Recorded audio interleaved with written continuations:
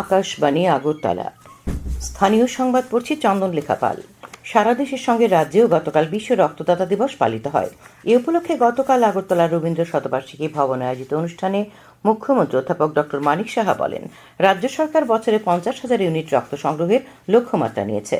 তার জন্য ক্লাব, স্বেচ্ছাসেবী সংস্থাগুলির পাশাপাশি মহাবিদ্যালয় এবং বিশ্ববিদ্যালয় সহ বিভিন্ন সরকারি দপ্তরে বছরে দুবার রক্তদান শিবির করার উদ্যোগ নিয়েছে স্বাস্থ্য দপ্তর। অনুষ্ঠানে তার আগে রাজ্য স্বাস্থ্য দপ্তরের পক্ষ থেকে 45,28,000 টাকা ব্যয়ে একটি রক্ত পরিবাহী ভ্যান ধলাই জেলা হাসপাতালের জন্য প্রদান করা হয়। স্বাস্থ্য দপ্তর ও ত্রিপুরা রাজ্য রক্ত সঞ্চালন পর্ষদের উদ্যোগে আয়োজিত অনুষ্ঠানে 3 জন নিয়মিত নেগেটিভ রক্তদাতাকে সম্বর্ধনা জ্ঞাপন করা হয়।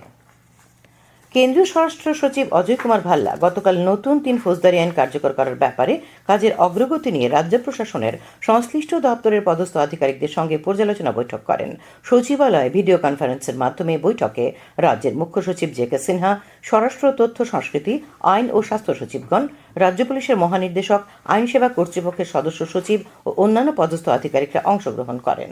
সচিবালয় সূত্রে জানা গেছে, রাজ্যে ভারতীয় ন্যায় সংহিতা, ভারতীয় নাগরিক সুরক্ষা সংহিতা এবং ভারতীয় সাক্ষ্য অধিনিয়ম এই 3 আইনের উপর পুলিশ ও প্রশাসনের আধিকারিকদের কতটুকু প্রশিক্ষণ দেওয়া হচ্ছে এই সম্পর্কে পুলিশ মহানির্দেশক ও স্বরাষ্ট্র সচিব বৈঠকে কেন্দ্রীয় স্বরাষ্ট্র সচিবকে অবহিত করেন।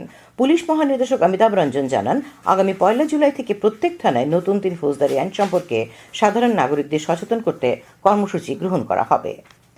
কাঞ্চনজঙ্ঘা এক্সপ্রেসের যাত্রাপথ আগামীকাল থেকে শিয়ালদহ, আগরতলা হয়ে সাবরুম পর্যন্ত বাড়ানো হয়েছে।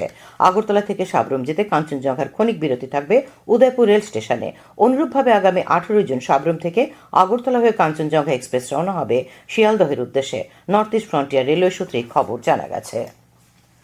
প্রধানমন্ত্রী নরেন্দ্র মোদী বৈশ্বিক দক্ষিণ, বিশেষ করে আফ্রিকার সমস্যাকে অগ্রাধিকার দেওয়ার আহ্বান জানিয়েছেন। গতকাল ইতালির আপুলিয়াতে G7 শীর্ষ সম্মেলনে আউটরিচ অধিবেশনে প্রধানমন্ত্রী বলেন যে আফ্রিকার ইউনিয়ন ভারতের সভাপতিত্বে G20 স্থায়ী সদস্য হিসেবে যুক্ত হওয়া ভারতের জন্য সম্মানের বিষয়। তিনি 2070 সালের মধ্যে ভারতের কার্বন নিঃসরণ শূন্য নামিয়ে আনার লক্ষ্যমাত্রার কথা উল্লেখ করেন। ভারতের মিশন লাইফের উল্লেখ করে তিনি বিশ্ব পরিবেশ দিবসে তাঁর দ্বারা শুরু করা বৃক্ষরোপণ অভিযান এক পেড় মা কে নাম অভিযানে যোগ দেওয়ার জন্য বিশ্ব সম্প্রদায়ের প্রতি আহ্বান জানান। কৃত্রিম বুদ্ধিমত্তা প্রসঙ্গে প্রধানমন্ত্রী জোর দিয়ে বলেন যে এই প্রযুক্তির লক্ষ্য হওয়া উচিত অগ্রগতি এবং সকলের মঙ্গল। প্রধানমন্ত্রী আজ দেশে ফিরছেন।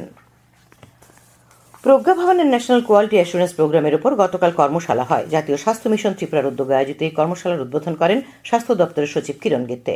কর্মশালায় ন্যাশনাল হেলথ সিস্টেম রিসার্চ সেন্টারের কোয়ালিটি অ্যান্ড পেশেন্ট সেফটি ডিভিশনের উপদেষ্টা doctor JN. Srivastava, national health research সেন্টারের কোয়ালিটি অ্যাসুরেন্সের পরামর্শদাতা doctor Abhay Dahiya, regional research সেন্টারের উত্তর পূর্বাঞ্চলের পরামর্শদাতা ডক্টর রবিকর সিং প্রমুখ কোয়ালিটি অ্যাসুরেন্স প্রোগ্রামের উপযোগিতা এবং রাজ্যের হাসপাতালগুলিতে পরিষেবার মান আরও উন্নত করার বিষয় নিয়ে আলোচনা করেন।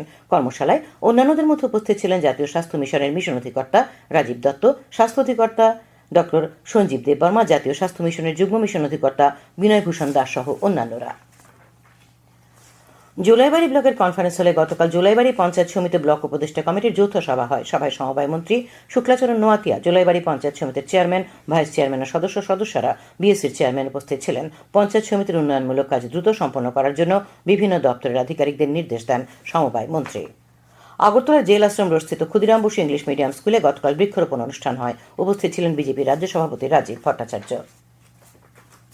বাংলাদেশে অনুষ্ঠিত 7ম আন্তর্জাতিক র্যাপিড দাবা প্রতিযোগিতায় রাজ্যের অগ্রজিৎ পাল 6ষ্ঠ স্থান দখল করেছে। 6 রাউন্ডের খেলায় অগ্রজিৎ 4.5 পয়েন্ট পায়। মোট 26 জন দাবাড়ু আসরে অংশ নিয়েছিল।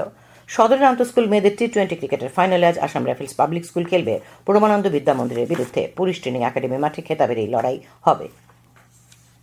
আগামী 24 ঘন্টার আবহাওয়ার পূর্বাভাসে বলা হয়েছে, আকাশ প্রধানত মেঘাচ্ছন্ন থাকবে, হালকা থেকে মাঝারি বৃষ্টি হতে পারে রাজ্যের বিভিন্ন অঞ্চলে। আগামী 24 ঘন্টার সর্বোচ্চ তাপমাত্রা থাকবে 32 ডিগ্রি সেলসিয়াস এবং সর্বনিম্ন 26 ডিগ্রি সেলসিয়াস। গতকালের সর্বোচ্চ তাপমাত্রা ছিল 30.4 ডিগ্রি সেলসিয়াস। আজ সকালে সর্বনিম্ন তাপমাত্রা দেখা গেছে 27.4 ডিগ্রি সেলসিয়াস। সতর্কতায় বলা হয়েছে, আগামী 24 ঘন্টায় খোয়াই, ধলাই এবং ঊনকোটি জেলায় বজ্রবিদ্যুৎ সহ ভারী বৃষ্টিপাতের সম্ভাবনা রয়েছে। স্থানীয় সংবাদ এখনকার মতো শেষ হলো।